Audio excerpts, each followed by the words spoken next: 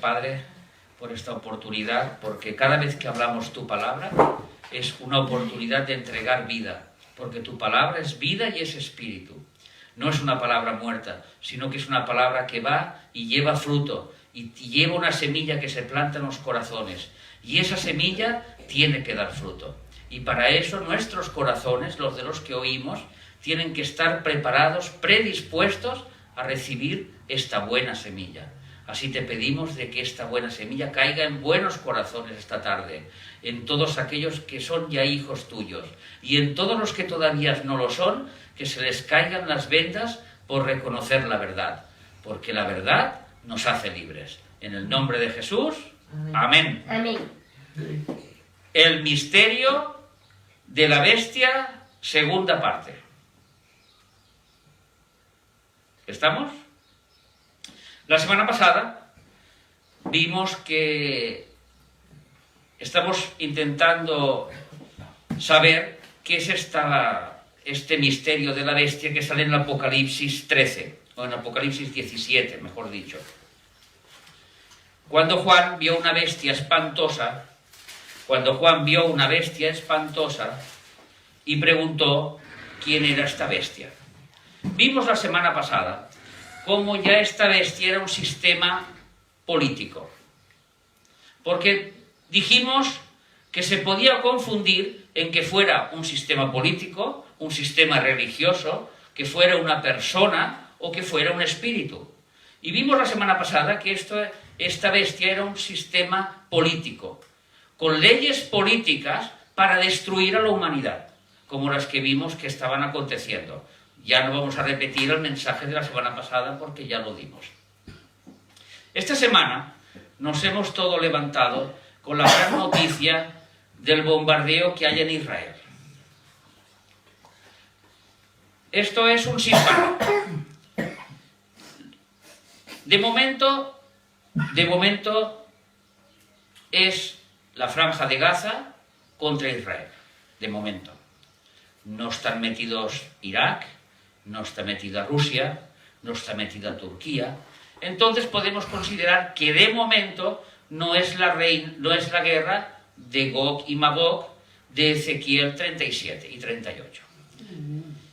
También tenemos pendiente proféticamente la guerra del Salmo 83, que tampoco es, porque son todas las naciones unidas musulmanas contra el pueblo de Israel. Pero cuidado, si los acontecimientos continúan en la medida que van continuando, es posible que Irán se sume a esta guerra. Irán acompañará a Irak, Irak acompañará a otro país, y entonces si se unen todos los países musulmanes en contra de Israel, entonces sí que estamos ya tocando, no diría al cielo, pero sí que las nubes ya, el Señor ya está eligiendo cuál va a venir a buscar a su iglesia, porque son los últimos acontecimientos que pasarán antes del arrebatamiento de la iglesia. Y hace mucho que estamos predicando que Cristo viene, pero por su misericordia está tardando su llegada, como dice el apóstol Pedro, para que muchos sean salvos, para que muchos no tengan que pasar por la gran tribulación. Hoy, en casa, estábamos hablando de las personas que vemos por las calles. Unos se ríen, otros cantan, otros se lo pasan bien. La realidad es totalmente diferente. Se podría decir que más de un 60% de la población española está influenciada por fármacos para continuar con el día a día. Quien no tiene depresión tiene problemas de ansiedad. Quien no tiene ansiedad tiene problemas de sueño. Quien no tiene problemas de sueño tiene otros problemas diferentes. Y esto es un ataque porque ya lo hemos visto en muchas predicaciones y no vamos a tocarlo hoy. Es un ataque de los demonios a nuestro cerebro, porque ellos tienen acceso a nuestro cerebro para atormentarnos. Y justamente estábamos hablando que cuando la Iglesia haya sido arrebatada y durante estos 7 años de la gran tribulación se abrirá el pozo del abismo, saldrán unos seres demoníacos que están en la cárcel del abismo en el centro de la tierra para atormentar a los seres humanos. Y no les atormentarán pinchándoles pinchitos, no. Les atormentarán con ideas demoníacas en el cerebro. Y lo que hay peor para un ser humano es que su cerebro no pare de darle ideas que no le dejan dormir, que no le dejan descansar, que la paz se ha ido y entonces tiene que obligatoriamente acudir a tomar fármacos. ¿Para qué? Para que el cerebro pierda el control. Eso es lo que hace un fármaco. Tu cerebro pierde el control. Cuando tu cerebro pierde el control y tú ya no eres dueño de tus actos, entonces, ¿cómo vas a llegar al arrepentimiento si cuando te prediquen la palabra no la vas a entender? ¿Lo vemos? ¿Vemos el montaje diabólico que hay detrás del mundo y que está aprisionando a las mentes humanas? ¿Lo vemos esto? Recordar que la fe llega por el oír. Y no es cualquier oír, es oír la palabra de Dios. Y esta palabra de Dios tiene que ser bien entendida. No puede ser cualquier palabra, que digamos una palabra de Dios, no. Tiene que ser el Evangelio, que es la palabra de salvación del mismo Dios. Así que hoy vamos a tocar este tema del Evangelio, de la palabra de Dios, porque justamente con el misterio de la bestia, en esta segunda parte, nos vamos a dar cuenta de que también, aparte de ser un sistema político, también este misterio de la bestia es una persona. Y para esto nos vamos a ir a Apocalipsis, capítulo 13 y versículo 1.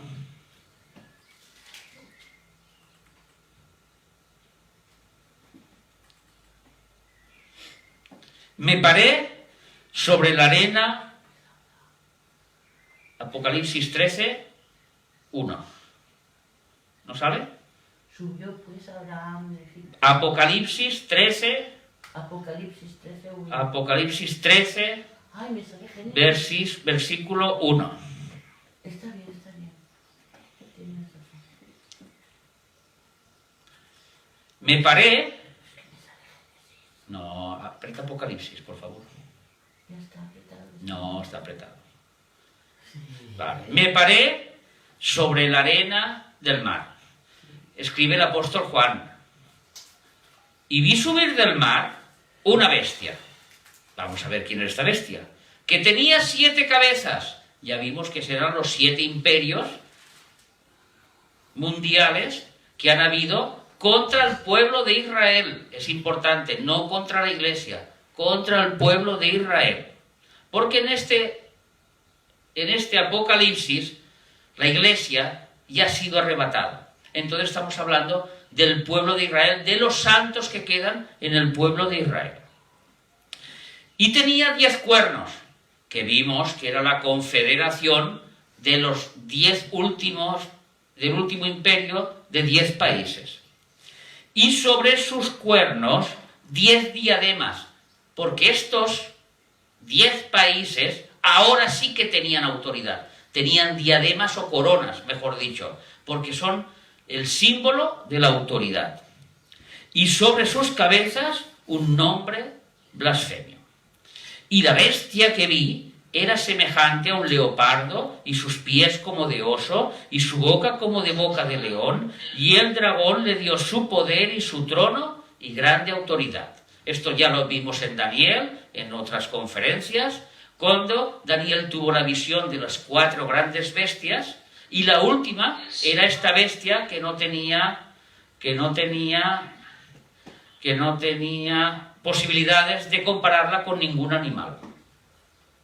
Y vamos al versículo 5, que es el que nos interesa, y dice así: y a esta bestia se le dio boca que hablara grandes cosas y blasfemias.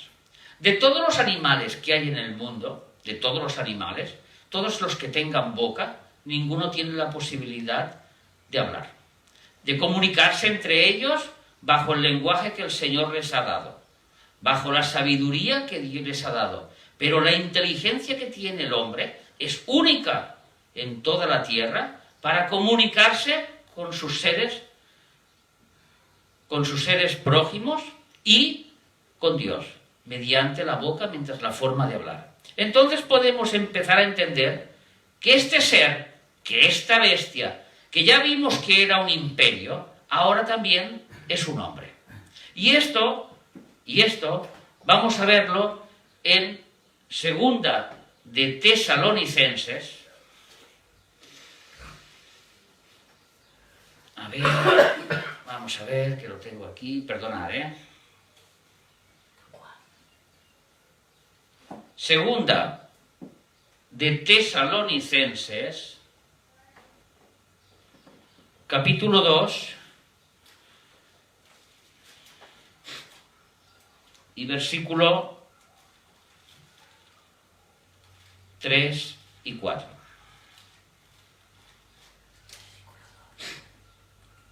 Segunda de Tesalonicenses 2, versículo 3. Nadie os engañe en ninguna manera, porque no vendrá, y aquí en el versículo 2 habla del día del Señor, que es los 7 años de la tribulación. No vendrá la tribulación, perdonad, en ninguna manera, porque no vendrá sin que antes venga la apostasía, que es un tema que ya hemos hablado extensamente y que continuaremos hablando, hasta que el pueblo de Dios despierte de esta apostasía donde está metida, y se manifieste, ¿qué dice aquí? ¿La bestia de pecado? No, el hombre de pecado. ¿Veis? Este hombre de pecado es esta bestia que vio Juan en Apocalipsis 13:1 que acabamos de leer. El cual, este hombre, se opone y se levanta contra todo lo que se llama Dios o es objeto de culto, tanto que se sienta en el templo de Dios. Y cuando habla del templo de Dios, no está hablando de los seres humanos, porque nosotros somos el templo del Espíritu Santo.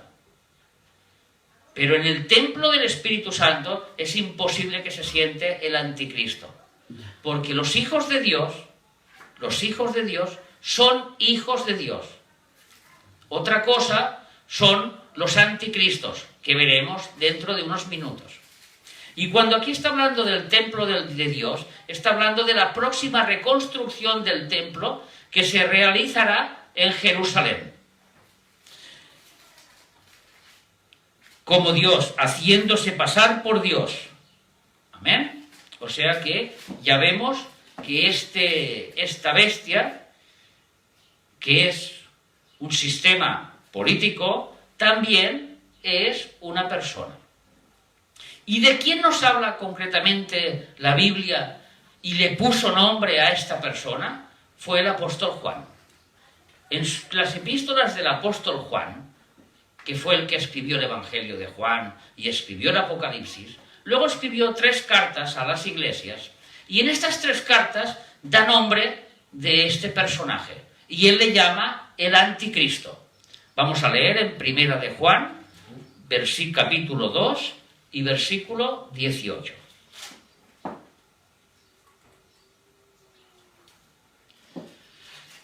Y yo quiero que estéis muy atentos a lo que voy a compartir esta tarde, porque la Biblia no es cualquier libro. La Biblia es la mente de Dios. Lo que Dios pensó que nosotros teníamos que saber, lo dejó escrito en la Biblia. Así que vamos a estar muy atentos a lo que nos dice el apóstol Juan de este anticristo y qué tiene que ver con nosotros y qué tiene que ver con los momentos que estamos viviendo y qué tiene que ver con el engaño que ha entrado en la mayoría de las iglesias evangélicas del mundo entero. ¿Vale? Vamos allí. Versículo 18. Hijitos, Cuando habla el apóstol Juan, hijitos, como he dicho antes, no habla a los primos, habla a los hijos de Dios dentro de la iglesia. Ya es el último tiempo, y según vosotros oísteis que el anticristo viene. Así ahora han surgido muchos anticristos. Por eso conocemos que es el último tiempo. Aquí él nos habla de que él ya les había predicado a las iglesias de que surgiría un ser maléfico llamado el anticristo, en que Dios lo derrotaría con el poder de su palabra, como dice el profeta Daniel. Y este anticristo resulta que surgirá en los últimos tiempos, con unas características muy, muy concretas, que las podemos leer en el versículo 22. ¿Lo tienes? El versículo 22. ¿Quién es el anticristo? ¿Quién es el mentiroso sino el que niega que Jesús es el Cristo? Este es anticristo, el que niega al Padre y el que niega al Hijo. ¿Lo veis? Este es el anticristo, porque este personaje, su faceta principal es la mentira. Será un mentiroso, será un engañador, será un embaucador que engañará hasta el pueblo de Dios, hasta ese punto. Y aquí el apóstol Juan nos ha hablado de que para él ya está en los últimos tiempos, porque él estaba luchando contra muchos anticristos.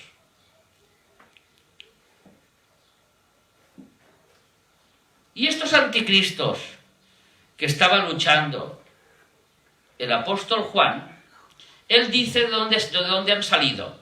Y ahora nos dirá que han salido de los budistas, y nos dirá que ha salido de las religiones orientales, y nos dirá que han salido de los islámicos, y nos dirá que ha salido de muchas religiones que hay en el mundo. Vamos a leerlo, versículo 19. ¿Estáis conmigo, Apocalipsis 2, 19. Salieron del vecino, ¿no?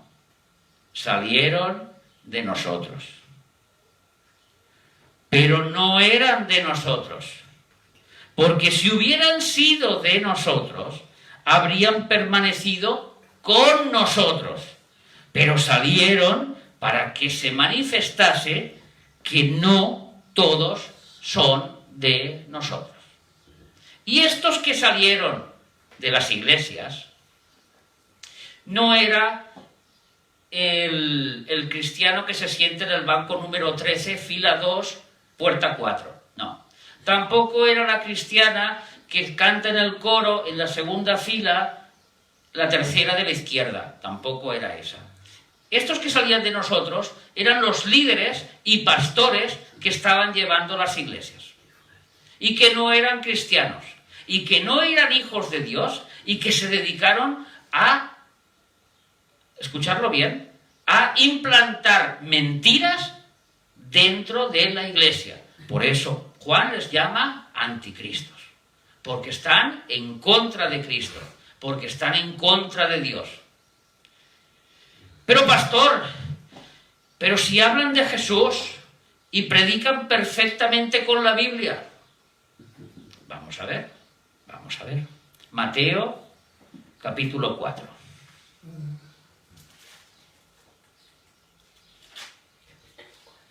Mateo, capítulo 4.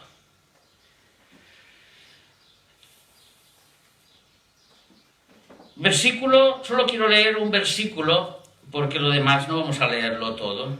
Versículo 6.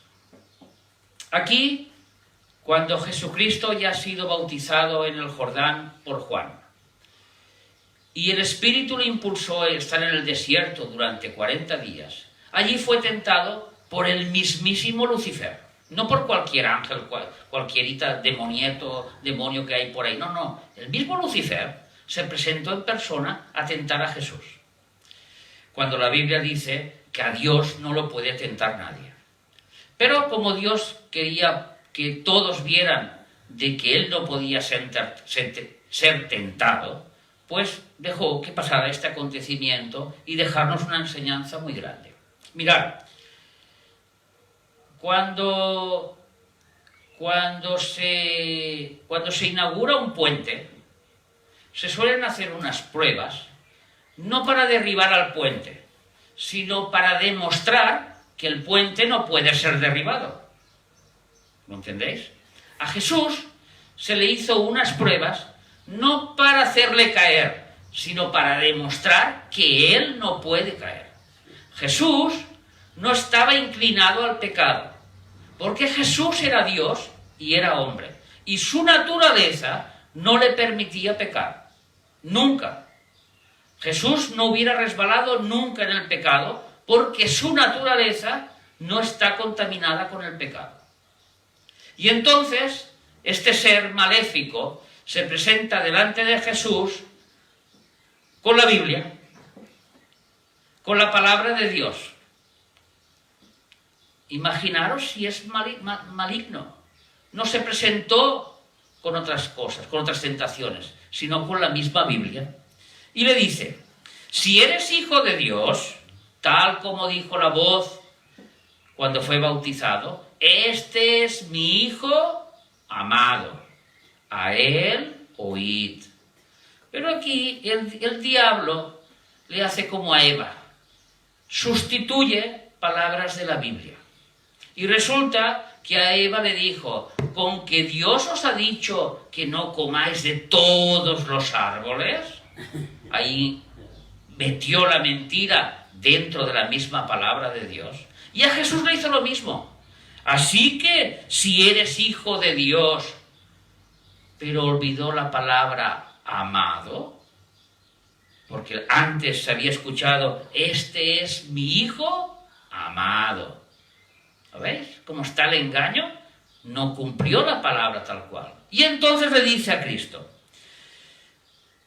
échate abajo, porque escrito está, a sus ángeles mandará acerca de ti, y en sus manos te sostendrá, para que no tropieces con tu pie en piedra. Jesús fue tentado por Lucifer. En 3 ocasiones se nos expresan estas 3 tentaciones, o estas 3 pruebas, o estas 3, no sé cómo podemos considerarlo, vamos a decir en tentaciones, aunque Jesús no podía ser tentado. Y Jesús, las 3 tentaciones, contesta con la misma palabra. Si quieres ponerlo, versículo 7. Escrito está. Versículo 7, versículo 10 y versículo 4. Escrito está. No tentarás al Señor tu Dios. Escrito está. Al Señor tu Dios adorarás y a Él solo servirás. Escrito está. No solo de pan vivirá el hombre, sino de toda palabra que sale de la boca de Dios. Jesús no omitió ninguna de las palabras escritas en la Biblia, sino que las utilizó adecuadamente en la lucha contra este ser maligno que era el mismo Lucifer. Y este anticristo que estamos hablando hoy, y estos anticristos que han salido de la iglesia y que son unos mentirosos, son los hijos de Lucifer, de Satanás, del diablo. Porque Juan nos dice que él, que Juan nos dice que él es mentiroso y padre de mentira. No hace falta que busquemos el versículo porque todos sabemos que está escrito en la Biblia eso. Juan dice que él es mentiroso y padre de mentira. Y el apóstol Juan, también, donde estamos leyendo en Primera de Juan, capítulos 2, nos dice que la característica es el engaño y es la mentira de estos anticristos. Muy bien. Mira, hermano, cuando tú entres en una iglesia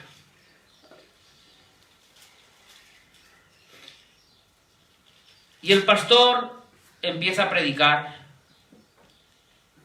sin una línea concreta de estudio, sino que simplemente está predicando una verborrea, lo voy a decir así de claro, una verborrea que está basado y fundamentado en pensamientos humanos y hace interpretar la Biblia según el pastor le va bien por el predicación que tenga. Como he dicho antes, en la hora de la ofrenda, muchos le están predicando, da 1 y recibirás 10. Y esto es totalmente antibíblico. La Biblia dice, siembra según tengas, según la posibilidad que el Señor ha puesto en tus manos. Y el Señor te promete que no te faltará nada. Pero no te dice que te va a hacer millonario, ni que te ni que te dice que vas a ser sano en su nombre y todas las enfermedades se tienen que curar, ni tampoco dice la Biblia que va a venir el gran avivamiento que todo el mundo está esperando. Tampoco lo dice la Biblia, porque la Biblia, cuando se estudia sistemáticamente, es irrefutable. Y ahora lo vamos a comprobar en estos versículos del apóstol Juan. Hemos visto que Dios utilizó la Biblia. Y no hace falta repetirlo, pero sí que lo quiero leer. Antes de Juan está Pedro. Una hojita antes. Segunda de Pedro. Versículo 19. ¿Qué es la Biblia? Vamos a ver qué es la Biblia. Es importante saber qué es la Biblia. Porque no es cualquier cosa, no es cualquier libro normal y corriente. Segunda de Pedro, capítulo 1, versículo 19. Tenemos también la palabra profética más segura. La palabra profética no significa que fueron profecías habladas por hombres. No estoy hablando de esto, estamos hablando de escritos. Pedro nos habla de escritos. Acordaros que la palabra profetizar significa hablar la palabra de Dios. No es un oráculo que adivina el futuro. Eso no es. Esos son adivinos, no son profetas. Los profetas, yo soy un profeta. ¿Por qué? Porque estoy predicando la palabra de Dios. Tú eres un profeta en tu casa cuando predicas la palabra de Dios. Ahora, si en vez de predicar la palabra de Dios, predicas otra cosa, ya no eres un profeta. Serás un oráculo, serás un adivino, hasta incluso serás un anticristo. Mira lo que te digo. Tenemos también la palabra profética más segura, a la cual hacéis bien de estar atentos como a una antorcha que alumbra el lugar oscuro. Si tú estás en medio de un desierto, estamos por la noche, está nublado, no se ven las estrellas, no se ve la luz, no se ve la luna, porque además digamos que es luna nueva, o sea que la luna está totalmente oscura, ¿de acuerdo? Y tú vas por el desierto, dirección a tu casa, a oscuras completamente. ¿Qué te puede pasar? Pues que en vez de llegar, por ejemplo, a Marruecos, si estás en el desierto del Sáhara, pues llegues a Sudáfrica, que está a la otra punta de África, porque no tienes dirección. Entonces aquí lo que nos está diciendo el apóstol Pedro es que la Biblia es una dirección, es una luz que te dice por dónde tienes que ir, primeramente. ¿Hasta cuándo? Hasta que el día esclarezca y el lucero de la mañana salga en vuestros corazones. Esto es la venida de Cristo. Esto es la venida de Cristo a tu corazón. Cuando ya estás iluminado por la palabra de Dios. Lo vamos a leer luego más adelante, con lo que os estoy explicando ahora. Entendiendo primero esto, que ninguna profecía de la Escritura, ¿veis cómo ha dicho aquí Escritura? No ha dicho de los profetas, no ha dicho del pensamiento, no ha dicho del apóstol de turno que hable, o de la profetisa de turno que venga a la iglesia y diga las tonterías que le salga de su boca. Aquí está diciendo de las Escrituras. Que ninguna profecía de las Escrituras es de interpretación privada. O sea, que si yo leo la Biblia y me pone que son 10 cuernos, yo tengo que ser dirigente, buscar para poder interpretar lo que significan esos 10 cuernos. No es lo que a mí me parezca. Yo puedo pensar que es esto, o yo puedo pensar que es lo otro. Esas son interpretaciones de hombres, interpretaciones de anticristos. Porque los verdaderos pastores que están cuidando las ovejas del Señor son muy dirigentes en no malinterpretar la palabra de Dios. Porque ellos mismos saben que el juicio empieza primero por ellos. Entonces, un pastor dirigente buscará interpretar la palabra de Dios por las mismas escrituras y hablará lo que diga la palabra de Dios. Seguimos. Porque nunca la profecía, hemos dicho que la profecía es hablar la palabra de Dios, fue traída por voluntad humana, sino que los santos hombres de Dios hablaron siendo, ¿cómo? Inspirados por el Espíritu Santo. Y inspirados por el Espíritu Santo significa que el Espíritu Santo les ponía las ideas en su cerebro. Y cuando Pedro escribía esto, el Espíritu Santo era el que iba poniendo sus ideas en el cerebro para que Pedro lo dejara por escrito y nosotros lo recibiéramos. Y esta, dice Pablo, es la palabra profética más segura, no hay otra. Ni profecías de doña Julia, ni profecías de don Luis, ni profecías de la mariposa volante, ni el sueño de mi tía Antonia. La palabra segura más veraz es la palabra de Dios escrita, inspirada por el Espíritu Santo. Amén. ¿Y qué utilizó Jesús? Que es Dios. Lo sabéis porque estáis estudiando conmigo los miércoles. ¿Qué utilizó Jesús? ¿Una palabra de él? Él tenía suficiente palabra para decirle: Lucifer, Satanás, diablo, márchate. Y se hubiera ido. Tiene bastante autoridad para hacer eso. Sin embargo, Jesús utilizó la palabra de Dios. ¿Qué hemos leído? Escrito está. Escrito está. Escrito está. Vamos a ver cómo Juan nos enseña a los cristianos, a ti, al de al lado y al de detrás.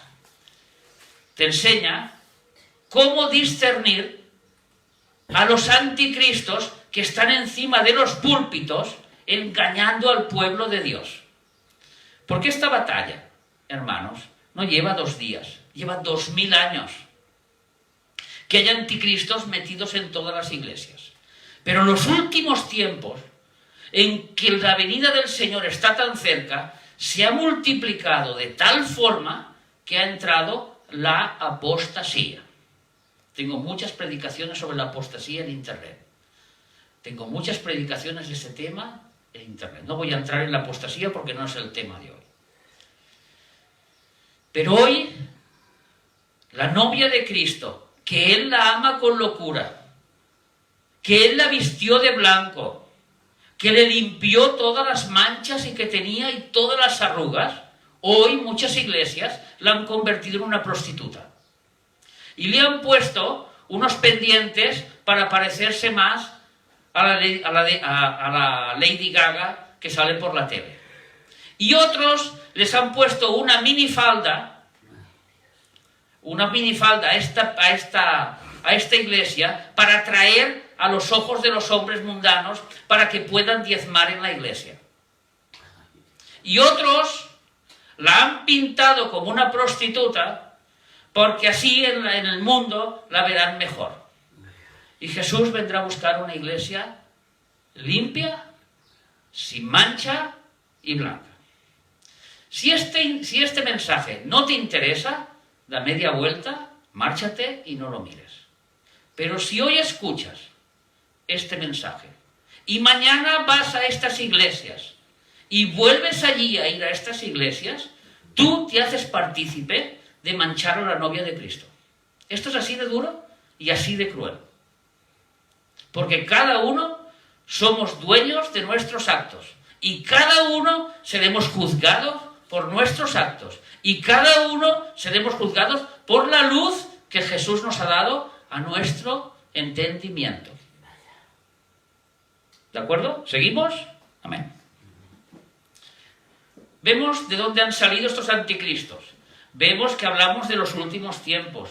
Vemos su característica principal, que es la mentira. Y vemos que a través de la palabra de Dios podemos discernir, podemos detectar quiénes son estos anticristos. Versículo 20. Estamos en Primera de Juan, que es nuestra lectura de hoy, capítulo 2, versículo 20.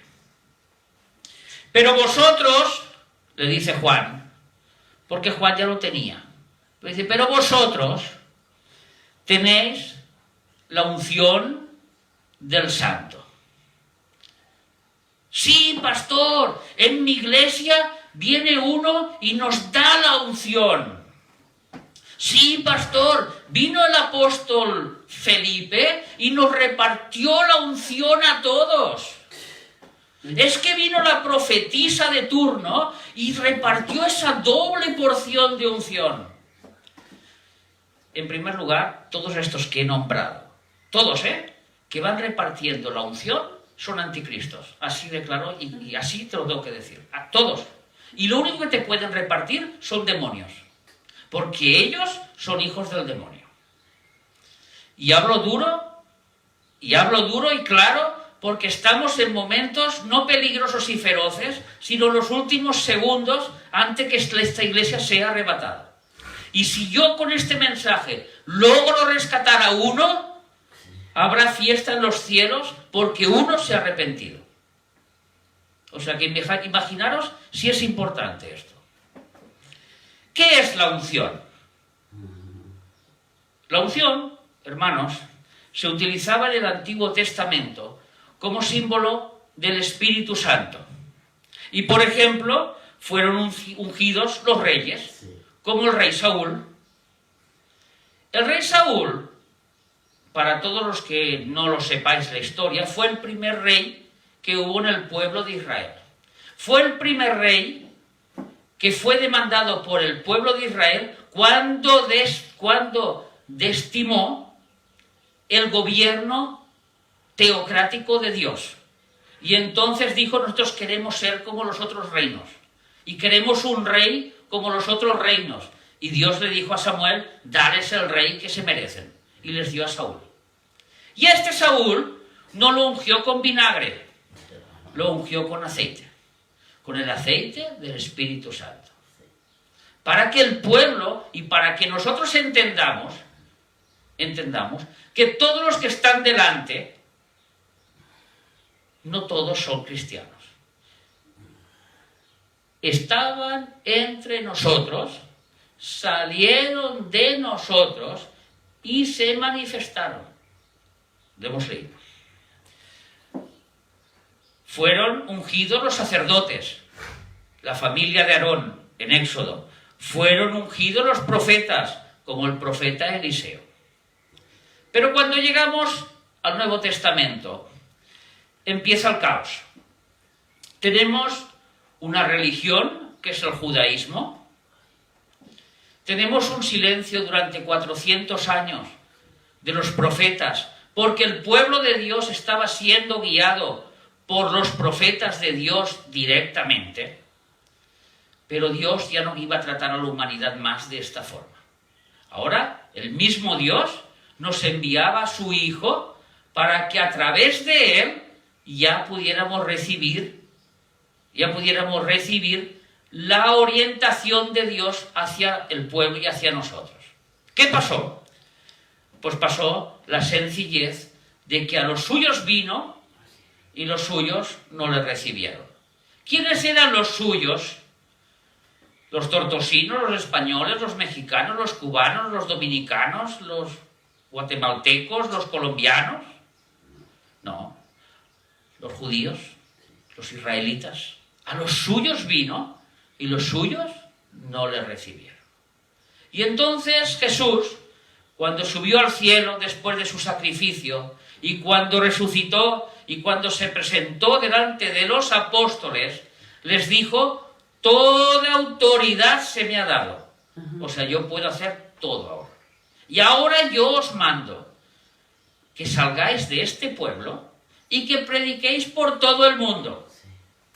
Y que hagáis discípulos y que les enseñéis mis enseñanzas y que los bauticéis en el nombre del Padre, del Hijo y del Espíritu Santo. ¿Lo veis? Y ahí nació la Iglesia. 50 días después de la resurrección de Cristo. En una fiesta muy importante llamada Pentecostés. Cuando el Espíritu Santo, que en el Antiguo Testamento estuvo sobre el rey Saúl, porque fue ungido, pero también fue quitado del rey Saúl. Y entonces el rey Saúl, para los que tengáis un poquito de estudio de la Biblia, sabéis que era atormentado por un demonio. Y cuando escuchaba los cánticos del pequeño David, que no era rey todavía, pues eso le calmaba los demonios que tenía dentro. ¿Lo veis? Pero el Espíritu Santo entraba en Sansón, que supongo que era como yo, un poquito más flaquito, sin tanta barriguita. Es que la barriguita aquí en España es el símbolo de la felicidad. Se llama la curva de la felicidad, porque, claro, un hombre feliz pues tiene barriguita. ¿Qué vamos a hacer? Pues este Sansón, que no era un Hércules ni era un Superman, era un hombre normal y corriente, que venía el Espíritu Santo sobre él y tenía la fuerza para coger y matar osos y destrozar lo que hizo, todo lo que hizo Sansón. Pero también el Espíritu Santo marchó de él, porque el Espíritu Santo no moraba en él, solo iba y solo venía. Y así pasó con el rey David. El Espíritu Santo venía sobre David y David era inspirado por el Espíritu Santo para escribir los salmos preciosos que tenemos y que todos leemos cada mañana, porque lo leemos todos, ¿verdad? Porque todos leemos la Biblia cada mañana, no hace falta volver a repetir que hay que leer la Biblia sistemáticamente, no al azar, tienes que ser disciplinado en tu lectura diaria, tienes que orar, y entonces el Espíritu Santo te habla a través de la Biblia. Cuando eres disciplinado y cuando haces lo que tienes que hacer. Pues bueno, el rey David venía el Espíritu Santo y le inspiraba. Escribió el Salmo 22, Dios mío, ¿por qué me has abandonado? La crucifixión de Cristo. ¿Era un adivino? No. ¿Era un profeta? No. Simplemente estaba inspirado por el Espíritu Santo. El Espíritu Santo se iba, adúltero, asesino, mentiroso, y démosle las vueltas que quieras al rey David. Ahora, el rey David tenía el corazón que sabía que si caía, no había pecado contra las personas. Contra quien había pecado era contra Dios. Y eso es muy importante. Saber contra quién pecamos. Porque nosotros no pecamos contra la vecina o el vecino o el amigo o la pariente o la mujer o el esposo o el hijo o la hija. Nosotros pecamos contra Dios y luego contra ellos. Y primero pedimos perdón a Dios y luego pedimos perdón a ellos. Y si ellos no nos perdonan, os aseguro que Dios tampoco. Ese es nuestro Dios. Ese es el Dios de la Biblia. Padre nuestro que estás en los cielos, y perdónanos como nosotros perdonamos a nuestros deudores. Nosotros perdonamos a nuestros deudores y nosotros pedimos perdón a los que hemos hecho mal.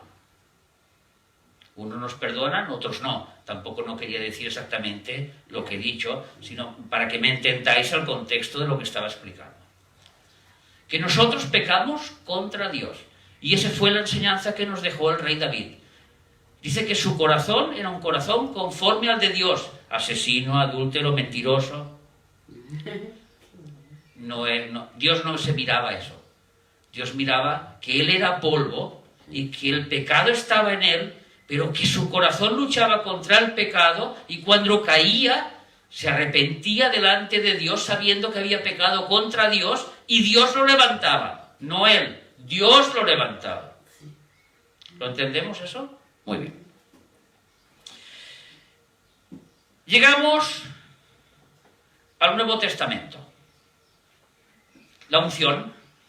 ¿Qué es la unción? Hombre, pues la unción, pues mire, aquí ha venido el apóstol y nos ha dicho que él trae una nueva unción para la iglesia. Y bueno, nos pone las manos. Unos hacen una cosa rara que hacen pasar a la gente por un sitio. Otros hacen otra cosa rara y hacen pasar... Bueno, les tienen que imponer las manos a todo el mundo. Unos se caen, otros se tiran, otros saltan, otros gritan. Hay algunas iglesias que vomitan, otros... Bueno, porque ya no quiero hablar de animaladas, porque estos son solo animaladas. Y hacen muchísimas cosas. Pero es que el apóstol dice que trae otra unción. Sí, sí que trae otra unción, pero no es de Dios. Porque ahora vamos a ver lo que es la unción en el Nuevo Testamento. En primer lugar, versículo... A ver dónde lo tenía aquí.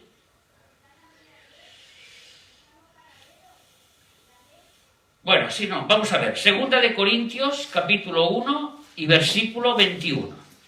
Vamos a ver lo que es la unción en el Nuevo Testamento. Segunda de Corintios, capítulo 1 y versículo 21. ¿Lo tienes? Y el que nos confirma con vosotros en Cristo, el que nos ungió, ¿quién es? ¿El apóstol? ¿Quién nos unge? Contestarme. Los que estáis ahí, contestarme, leerlo. ¿Quién nos unge a los cristianos? Que no, ahí lo pone. El que nos ungió es Dios. El mismo Dios es el que nos unge. No son los hombres. No son los hombres. La unción no viene por la imposición de manos. La unción viene por la fe. Ahora entraremos en ese detalle.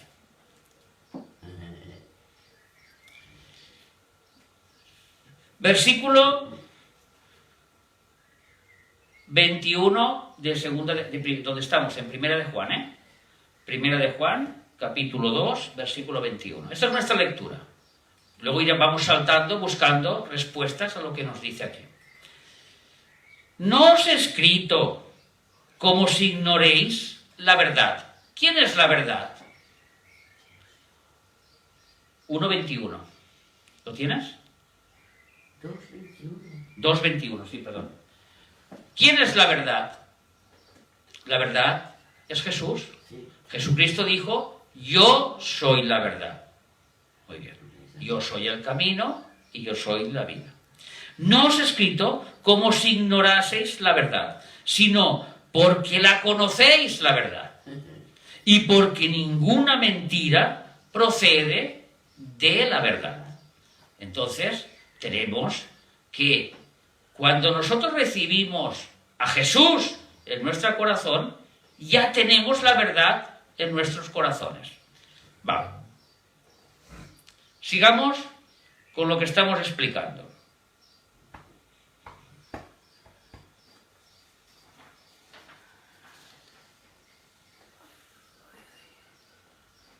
Versículo 27.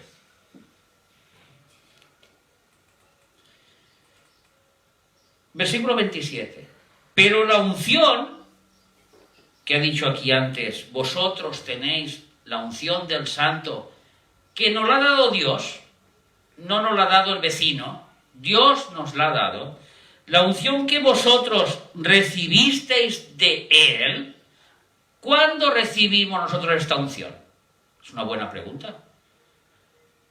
Cuando yo me convierto, ya tengo la unción de Dios, ya tengo el Espíritu Santo en mí. Es una buena pregunta, ¿no? Hemos visto que la unción de Dios es el Espíritu Santo. Entonces yo cuando creo en el Señor Jesucristo como mi Señor y mi Salvador, en ese mismo momento ya tengo la unción de Dios. Pero la unción que vosotros recibisteis de Él permanece en vosotros. No se va. No necesitamos una doble, triple y cuatriple y 25.000 unciones. Ya tenemos una. Sí. Permanece en vosotros. Sí. Y no tenéis necesidad de que nadie os enseñe.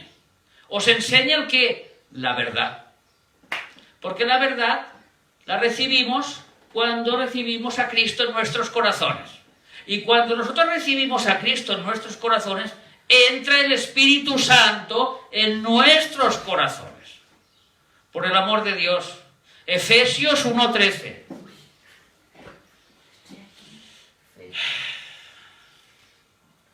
Efesios 1:13. Una manita en Juan, ¿eh? No quitéis Juan, que volveremos a Juan, nuestra lectura. En él también vosotros les habla Pablo a la iglesia de los Efesios, no a los primos de la calle, ni a los tíos que no habían entrado en la iglesia, a vosotros, habiendo oído la palabra de verdad, oído. ¿Cómo llega la fe? ¿Cómo llega la fe? ¿Cómo llega la fe? Dilo. Por oír. Por el oír. Sí. Habiendo oído la palabra de verdad. Y ahora nos dice cuál es esta palabra de verdad. El evangelio de vuestra salvación. Quiere decir que cuando estos vosotros escucharon el evangelio, ¿qué les pasó? Y habéis creído en él. Esto es la conversión. Escuchar el evangelio y creer en ese evangelio. ¿Dónde está? Es que me pierdo. Habéis... 1:13. Sí, es que me pierdo. Evangelio, vuestra salvación, y habiendo creído en él, fuisteis sellados con el Espíritu Santo de la promesa. El Espíritu Santo no viene después de la conversión, por el amor de Dios. El Espíritu Santo viene en el momento en que tú crees como tu Señor y Salvador al Señor Jesucristo. Por favor, ¿qué aberraciones están predicando por las iglesias? Y esta unción, este Espíritu Santo, dice que permanece en vosotros para siempre. Porque los que no la recibieron, esta unción, son aquellos que habla el versículo 19, que dice que estaban entre nosotros, estaban el apóstol Juan y el apóstol Pepito y el apóstol Luisito y la profetisa tía de la María, estaba entre nosotros, pero no eran de nosotros, porque ellos no tenían la misma unción que nosotros. Y entonces se tuvieron que manifestar, porque no eran de nosotros. Y se manifestaban ¿cómo? Enseñando mentiras. No basadas en la Biblia, sino basadas en sus doctrinas, que son doctrinas de demonios. Así de duro, así de cruel, así de verdadero. Pero la unción que vosotros recibisteis de Él, de Dios, lo hemos visto en los versículos, permanece en vosotros.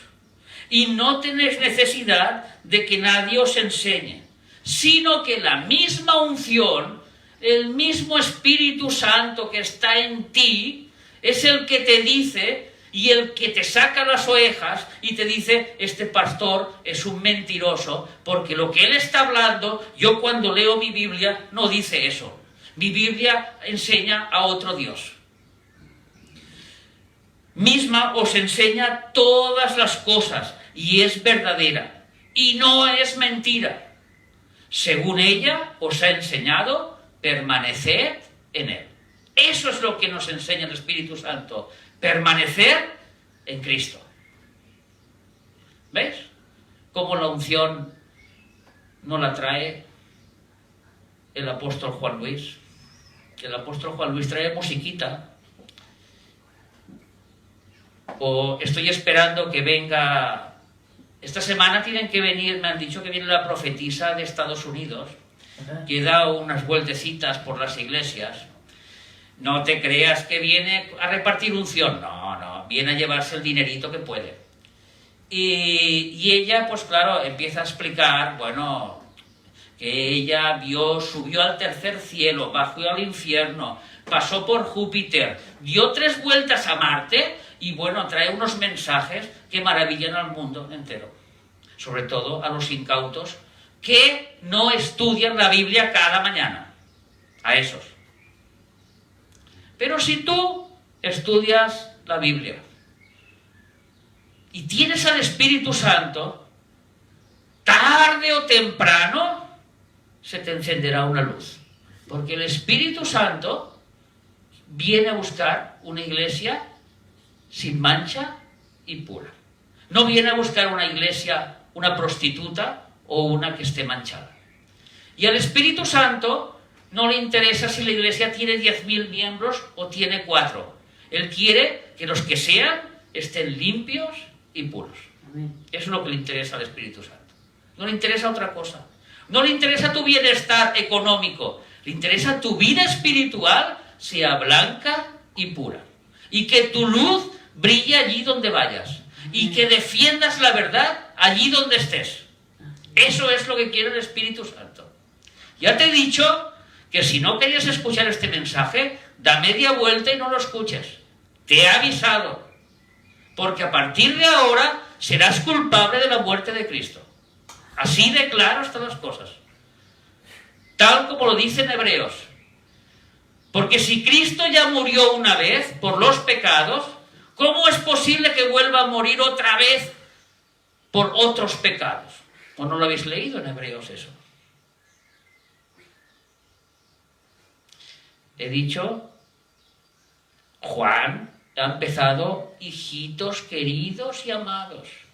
Pero Juan está inspirado por el espíritu de verdad, no por el espíritu de mentira, que son los anticristos, que están en las iglesias evangélicas, en muchos púlpitos, engañando a las pobres ovejas incautas, robándoles la lana, robándoles el dinero y robándoles la poca vida espiritual que tienen.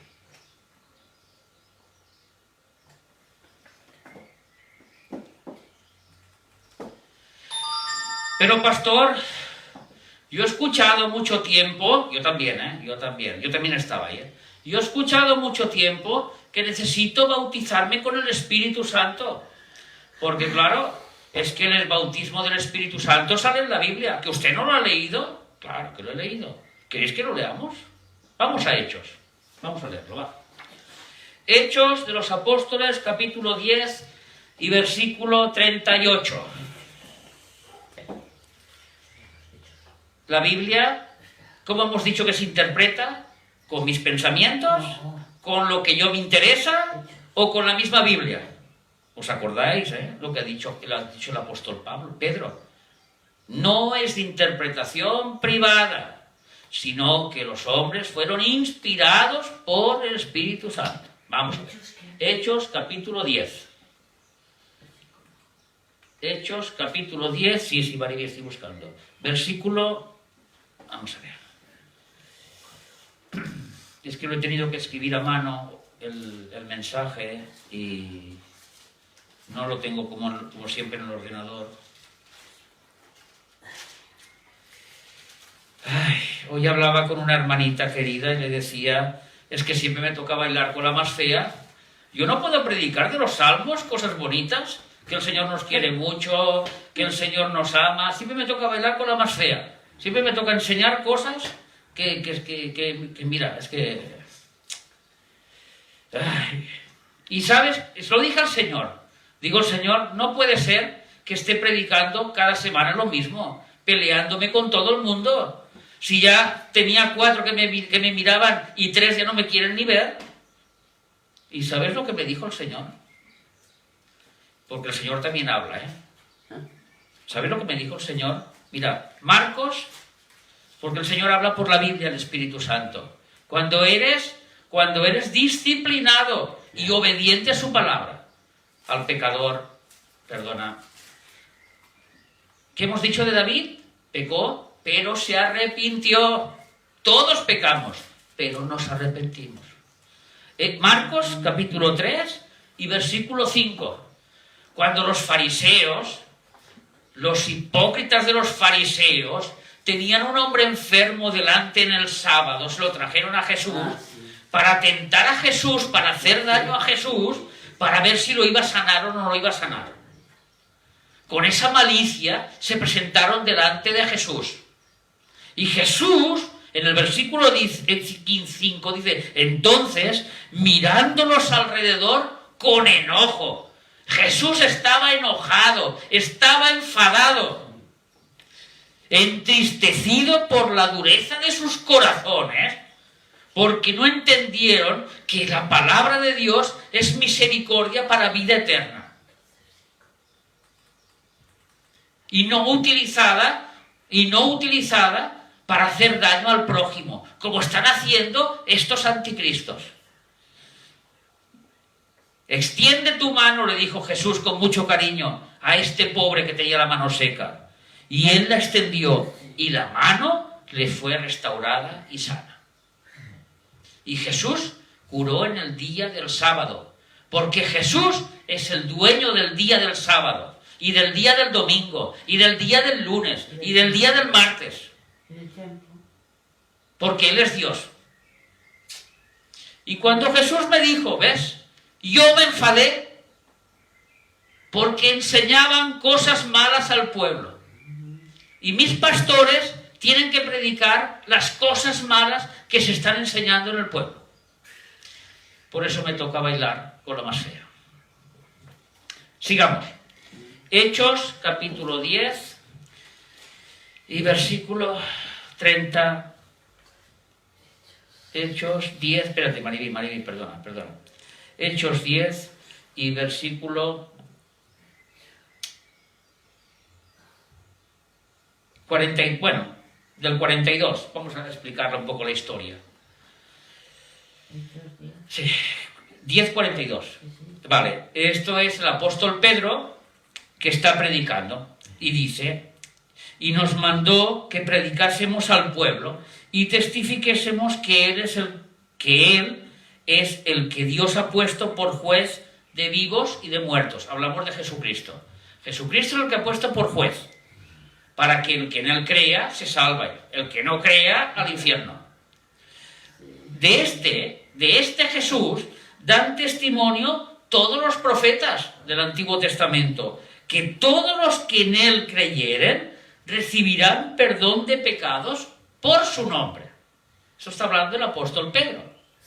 Mientras aún hablaba Pedro y les estaba explicando la palabra de Dios, no la palabra del vecino, la palabra de Dios, el Espíritu Santo cayó sobre todos los que oían el discurso. Pero vosotros sabéis lo que hace el Espíritu Santo. Porque a lo mejor os pensáis que el Espíritu Santo lo que hace es temblar a la gente. Aquí se siente el Espíritu Santo. Otro tumbado en el suelo dando saltos. Aquí es que le está tocando el Señor. Pues no. No, porque Jesús no dijo nada de esas aberraciones. Dijo la verdad.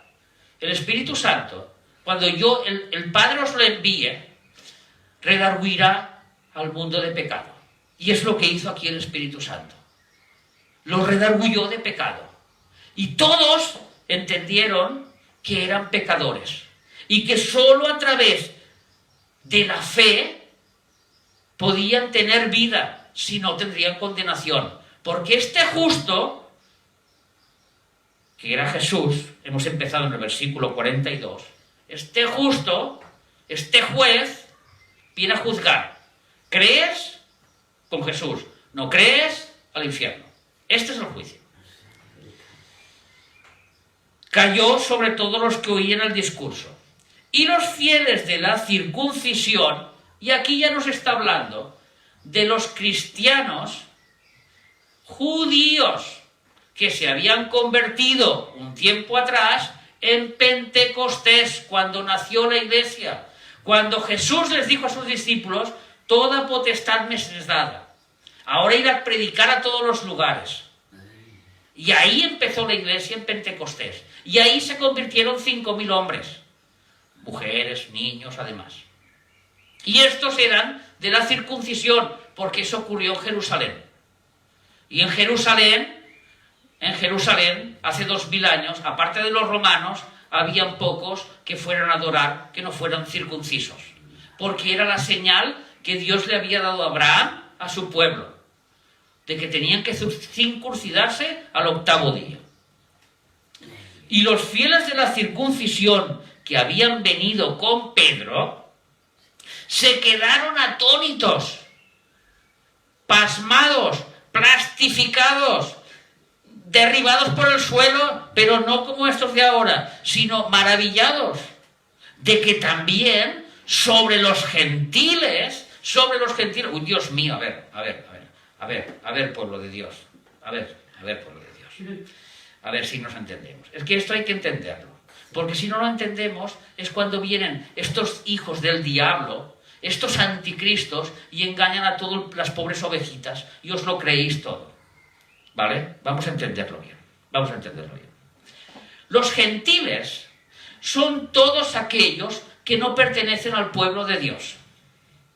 Y el pueblo escogido por Dios era el pueblo de Israel, que salió de Egipto con las maravillas que hizo Dios en Egipto por manos de Moisés, que entró en la tierra prometida, donde vivían gigantes de 4 y 5 metros, y los destruyeron a todos, y cogieron la tierra que Dios le había prometido a Abraham, a Isaac y a Jacob.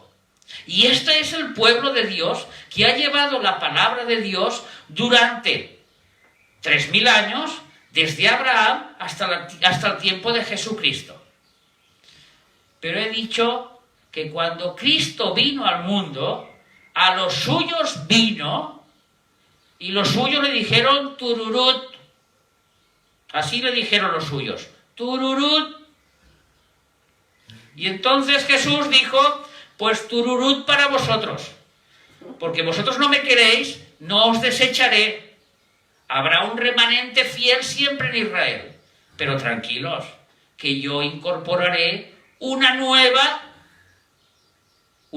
creación, una nueva criatura, que la creó el Espíritu Santo, que es la Iglesia, la novia de Cristo. Aquí tenemos al pueblo y aquí tenemos a la Iglesia. ¿Lo entendemos eso, verdad? Por los gentiles resulta que eran los que eran inconversos y que ellos iban directamente al infierno, porque no tenían derecho a la salvación. Porque la salvación venía a través de los judíos.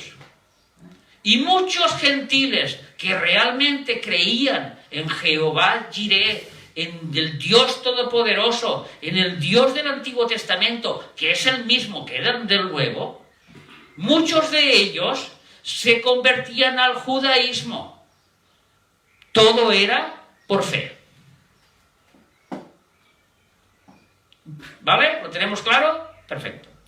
Pues estos de la circuncisión, que eran nuevos cristianos, pero que venían del judaísmo, ellos no entendían, su mente estaba nublada, porque a ellos habían estudiado la Torá, o sea, el Pentateuco, o sea, los 5 libros de la ley, los habían estudiado los profetas, habían estudiado los salmos, los proverbios, y siempre la salvación era para el pueblo de Israel, no para el resto. No para los mexicanos, colombianos, cubanos, dominicanos, españoles, italianos, etcétera, etcétera, etcétera. Para estos no, solo para el pueblo de Israel. Y cuando ellos que tenían al Espíritu Santo, porque habían nacido de nuevo, porque tenían el gozo, la paz de ser cristianos, tenían la verdad en ellos y habían creído, resulta que se dieron cuenta que sobre los gentiles, pues ahora también caía el Espíritu Santo. O sea, tenían derecho al perdón de los pecados. Eso es lo que significa caer el Espíritu Santo, tener derecho al perdón de los pecados. ¿Y cómo se manifestó hace 2000 años para que los judíos no crearan una nueva religión, sino que se entendiera perfectamente que no es una religión, que la nueva relación entre Dios y el hombre venía por el Espíritu Santo? Pues resulta que Dios en aquella época utilizó como señal las lenguas, el don de lenguas. y se quedaron atónitos de que también sobre los gentiles se derramase el don. ¿Habéis visto? El don, el regalo del Espíritu Santo. Porque no el Espíritu Santo, el don, el regalo que venía con el Espíritu Santo a ellos. Porque era necesario que ellos dieran testimonio de que eran nacidos de nuevo. Porque si no, Pedro, ni los apóstoles, ni los de la circuncisión, nunca los hubieran aceptado. Porque no os olvidéis que no es como nosotros, que somos corazones de mantequilla. Ya sabéis todos de qué hablo. No os olvidéis, en aquella época, cuando un hereje aparecía, le cortaban la cabeza. No le cortaban la cabeza, pero lo apedreaban. Entonces tenía mucho cuidado de lo que se predicaba.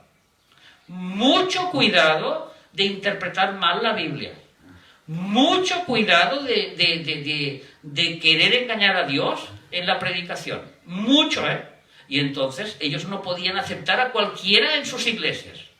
No es como ahora, que entra todo quisqui, y de todos los que entran resulta que la mitad no les interesa, la otra mitad va a buscar novia, la otra mitad son las novias que entran con minifalda para que entren los hombres detrás, toda la iglesia está llena, todos dan dinero y aquí el único que se beneficia es el apóstol de turno. En aquella época no era así, En aquella época no cualquiera entraba en la iglesia. Tenía que dar visiblemente, tenían que entender que él había nacido de nuevo y que era cristiano. Porque si no, les cortaban la cabeza. Porque la iglesia estaba en persecución. Y el que entrara dentro de la iglesia podía ser un infiltrado